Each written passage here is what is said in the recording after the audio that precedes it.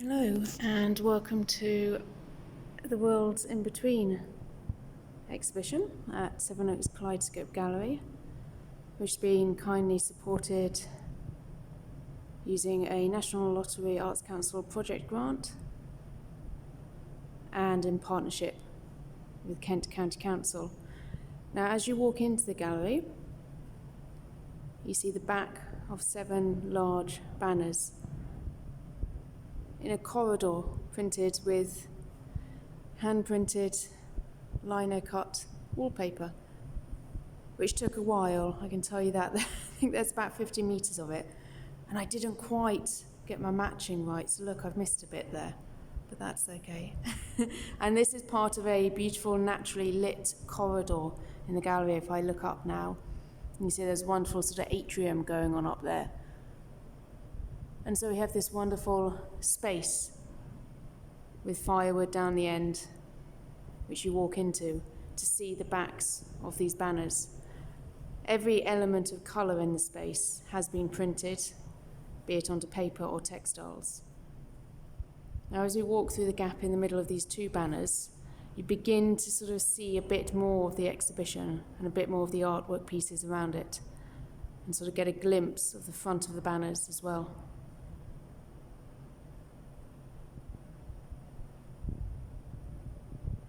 Now, every banner here is telling a story. In fact, every piece in the exhibition is telling a story of humans' interaction with the world, from a personal perspective of a small family to a wider cultural and societal perspective.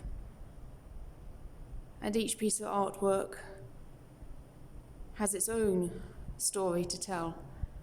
The banners have been constructed over the last sort of, I'd say, 4 to 5 months. They're each 1.3 by 2.2 meters big. So they're quite chunky things, and as I say, all colour has been applied for various printmaking techniques or with oil-based inks in different manners. You can see in this one, for instance, we've got some lino cut going on. Lots of hand stitching and machine stitching, some more lino cut. Different textures coming out.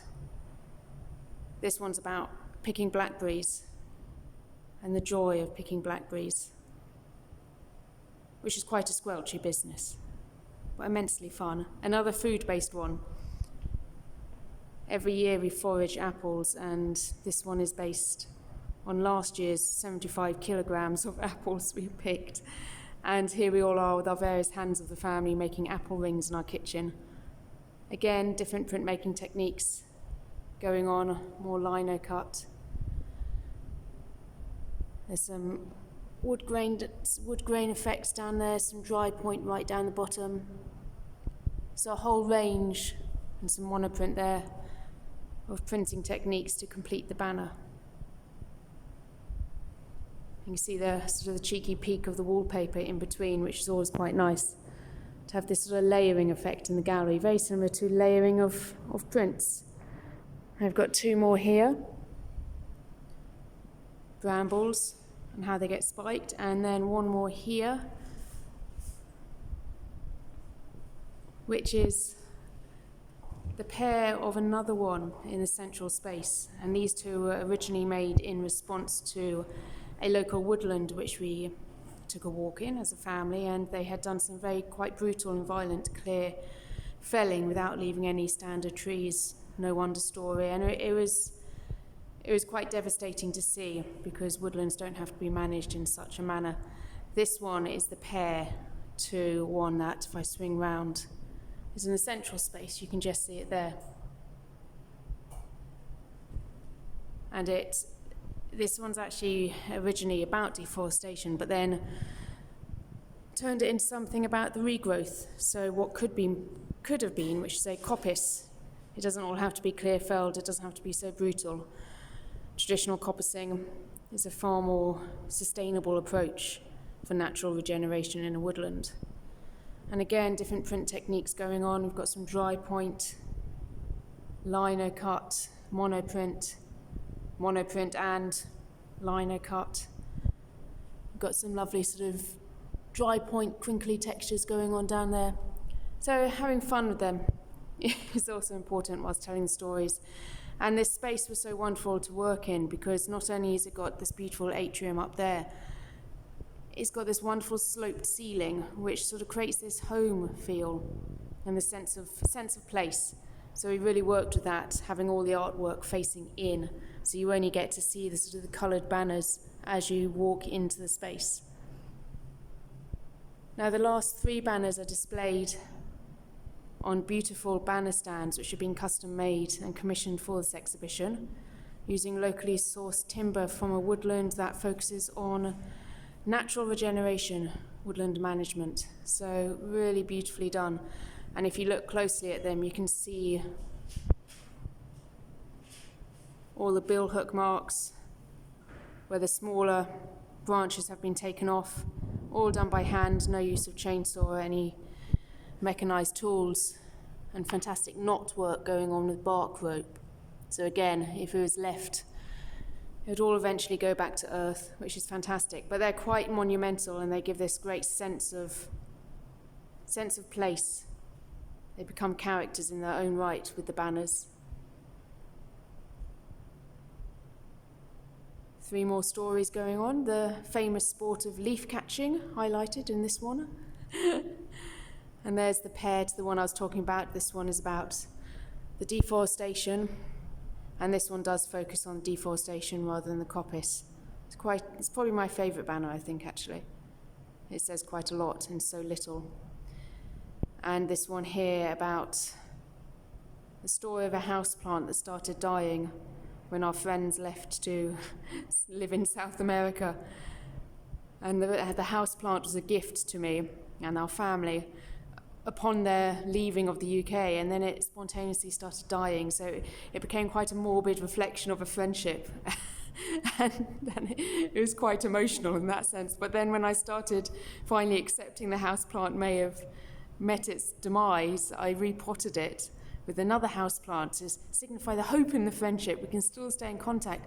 And there, lo and behold, in the soil was a carrot. A tiny micro carrot had been growing in the dead houseplant soil. So hence the repeat carrot border, because I thought that brought some hope to the situation. And thankfully we are still very close friends, so it's all well. But again, stories of our lives, and again you get a beautiful glimpse of the layering going on. Like a print, the space is layered, which has worked really nicely in this gallery. And on the walls, as I scan round, a selection of paper-based artworks, more traditional prints, a mixture of lithography, lithino, monoprint, stencil work, all unique prints in their own right. Lino cut, dry point. All the paper-based works in this exhibition are made on handmade paper, either from scraps which I've gathered from around the workshops I teach, scraps of acid-free printing paper which I've remade into the sheets, or papers exploring plant and wood fibres, such as these 2 here, and this one here. And this one's made with 100% plant fibre, so it was really chuffed about how strong the paper was, considering no cotton pulp had been added.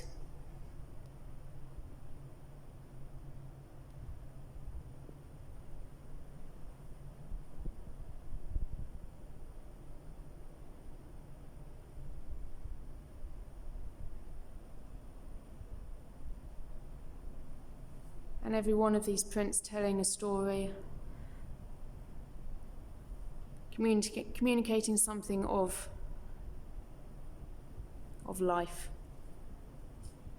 And as we scan over there are a few more over here. Now, in amongst the print-based works on paper, there are a few objects and sculptural pieces.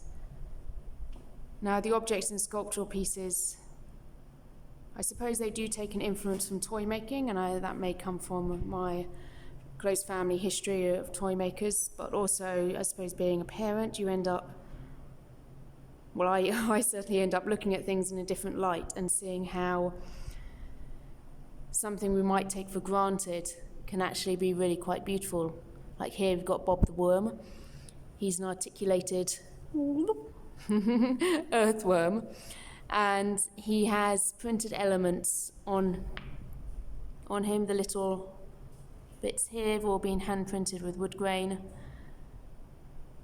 And he's named Bob after my 7-year-old nephew saw me making Bob and absolutely fell in love with Bob and said, that's Bob. So there we go, Bob was born, Bob the earthworm. And over here we have some little seed pots which are made from holly timber, not holy timber, holly from the holly tree. And you can see the beautiful grain. I mean, they've been chip-knived to give a lovely textural effect. But the beautiful white grain of Hollywood is absolutely stunning. And inside each one, there's a hand block printed element. And little seeds, again, taking inspiration from collecting seeds as children, and then sometimes they often get overlooked or put in a cupboard somewhere, not really paid much attention to. And actually, when you think about collecting an oak seed or something, that's going to form a mighty oak, which is quite impressive. And again, all of the objects, if I ever use any glue, it's using a rice paste or wheat paste glue, so it's completely compostable. I've avoided using any plastic glue or plastic-based PVAs in this whole exhibition, which has been a learning curve, but also really amazing to see how strong the natural glues are and how you can alter their texture and effect for different purposes. These little boats are made from the side grain of a birch timber, and they have this beautiful spalting through it, which is the growth of a mycelium, and it creates this wonderful effect on the side if you cut through the end grain. And the boats themselves are representative of so many things: journeys to and from an escape, journeys of death, journeys of life, journeys of so much. And their little sails have sleeping people on, individually printed. So there again, a sort of toy inspiration, but also quite a sensitive little piece. If I swing around now, you can begin to see the fire spirit. Every sense of place in our household has to have a fire. We run off firewood, and fire is so important for so many reasons. So this is my interpretation of a fire spirit, with its tongues, its flame tongues, and some momigami smoke going up the wall.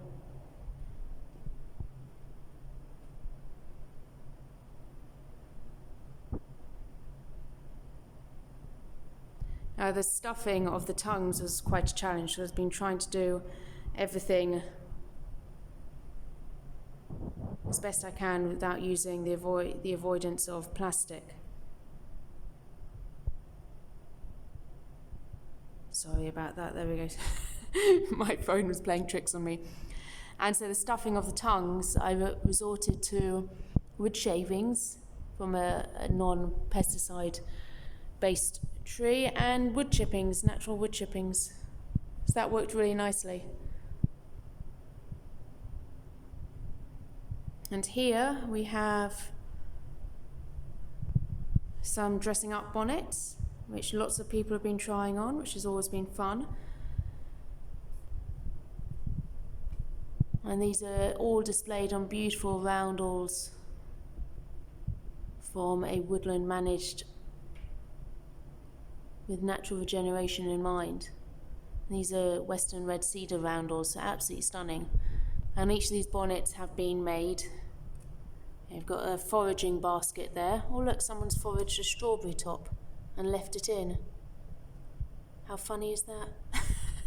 and then you've got the worms, earthworms, you've got some brambles, and the fig leaf bonnet. And these are all, people have been trying them on, that's the whole purpose of them. They're all on there, so they're all there to be tried on, and to they have this weird sense of enclosure when you try them on. It's quite bizarre, and you really do feel part of the exhibition, which was the whole point, so that's worked really nicely. And it's also allowed an interactive element for younger people, which is crucial. And likewise, we have over here the cabbage leaf cape, which again is there to be tried on, printed from cabbage leaves in our own back garden that ended up being so huge, yet a tiny cabbage, that we couldn't help but print them. You can see it's got a one on the back as well. The textures are really quite beautiful and lined inside with worm print fabric and wonderful rust-dyed fabric from an textile artist called Jewel Mallet, who was able to commission to produce some rust-dyed fabric for this project, which is wonderful to support other artists. Another little object here, a little deer, representing the many roadkill deers who sadly get their lives treated so flippantly on our roads. Yet they're such special and beautiful creatures and have been a part of this land for millennia.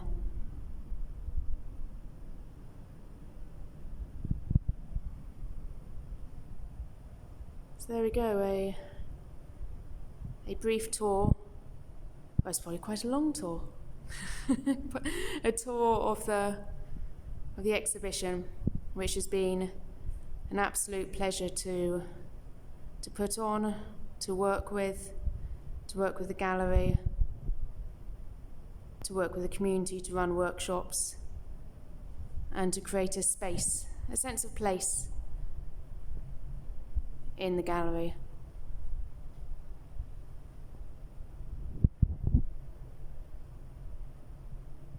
Thank you for listening, and I hope that's been helpful for those who've been unable to attend much as they wish to. I can only thank you for your interest,